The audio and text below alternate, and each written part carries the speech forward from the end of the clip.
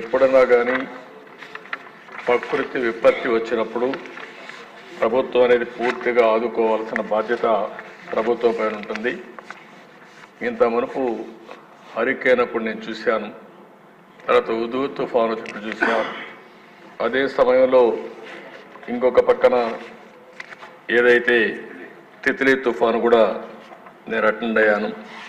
ఈ 3-4 తుఫాన్లు చూసిన తర్వాత అధ్యక్ష, ఇప్పుడు కూడా ఈ 5-6 జిల్లాలో వచ్చిన విపత్తు వల్ల ఇమీడియట్గా తాత్కాలికంగా వాళ్ళకి ఇవ్వాల్సిన గ్రాంట్ ఇది కూడా రిలీఫ్ ఇవ్వాలి.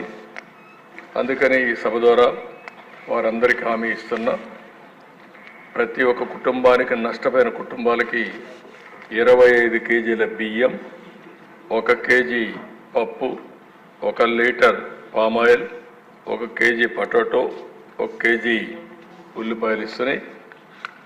ఎప్పుడు ఇవ్వని విధంగా ఎవరైతే ఇళ్ళు పూర్తిగా నీళ్ళు వచ్చి ఇబ్బంది పడ్డారో, అదే మరి క్యాంపులకు తీసిపోయి పెట్టారో, అలాంటి ఇండ్లకు ప్రతి ఒక్కరికి కుటుంబానికి 3,000 రూపాయల చొప్పున ఆర్థిక సహాయం చేస్తారు. ఈ రెండు చేసిన తర్వాత ఇప్పుడే ఈ కొండే అగ్రికల్చర్ మినిస్టర్ని, రిలీఫ్ మినిస్టర్ గారిని కోరుతున్నారు. రేపు నాకు నీతి ఆయోగ్ మీటింగ్ ఉంది, నేను ఢిల్లీకి పోకపోతే నేనే వచ్చేవాడిని. మీరిద్దరూ వెళ్ళి కొండే గౌరవ శాసనసభ్యులందరూ కూడా ఈ యొక్క వరద బాధితుల్ని పరామర్శించడమే కాకుండా వరద నష్టాన్ని అంచనా వేయండి.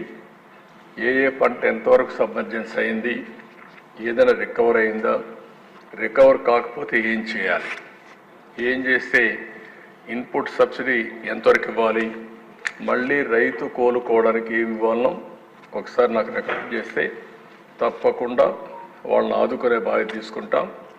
ఏ పంట నష్టపోయిందో కొన్ని నామ్స్ కూడా ఇంతకుముందు మనం ఎస్టాబ్లిష్ చేశాం. ఆ నామ్స్కు తగినట్టు ప్రతి ఒక్క రైతును ఆదుకునే బాధ్యత ఈ ప్రభుత్వం తీసుకుంటాం. గౌరవ శాసనసభ్యులు కూడా అసెంబ్లీలో ఉన్నారు. నేను ఈ రోజు వరకు ఇక్కడే ఉన్నాం. ఈ మధ్య వచ్చిన వరదలు కానీ మామూలుగా ఇక్కడ వచ్చిన వరదల కంటే పైన పడిన వర్షాల వల్ల ఎక్కువ నీళ్లు రావడం, గోదావరి ప్రాంతాల్లో ఎక్కువ గురయ్యే పరిస్థితి వచ్చింది. ఏదేమైనా ప్రతి ఒక్కరిని పరామర్శించే బాధ్యత మంది.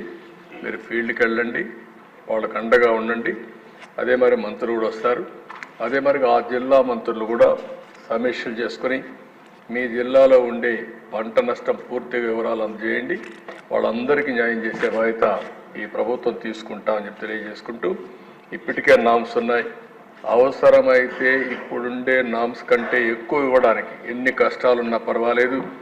రైతులు ఇబ్బందుల్లో ఉన్నప్పుడు, ఇలాంటి తుఫాను వచ్చినప్పుడు కొంతమంది చాలామంది ఇబ్బందుల్లో ఉంటారు. అప్పుడే ప్రభుత్వం యొక్క సమర్థత, ప్రభుత్వం యొక్క ఉదారత రెండు తేలుతాయి. కాబట్టి నేను ఒకటే చెప్తున్నా, వరదలు వచ్చినప్పుడు కానీ, కరువు వచ్చినప్పుడు కానీ, తుఫాను వచ్చినప్పుడు కానీ ఈ ప్రభుత్వం ఇంతవరకు చేసి చూపించాం. మళ్ళీ అన్ని విధాలు ఆదుకుంటాం. ఇద్దరు మంత్రులు కూడా వెళ్ళి, ఆ జిల్లా మంత్రులు వెళ్ళి మొత్తం వాళ్ళని పరామర్శించి జరిగిన నష్టం పంపేయండి. ప్రతి ఒక్కరిని ఆదుకునే బాధ్యత తీసుకుంటామని చెప్పి మరొకసారి తెలియజేసుకుంటూ, మీ ద్వారా ప్రజలకు కూడా తెలియజేస్తున్నా, మీకు జరిగిన నష్టం వివరించండి, అన్ని విధాలు ఆదుకుంటామని మరొకసారి హామీ ఇస్తూ మీ దగ్గర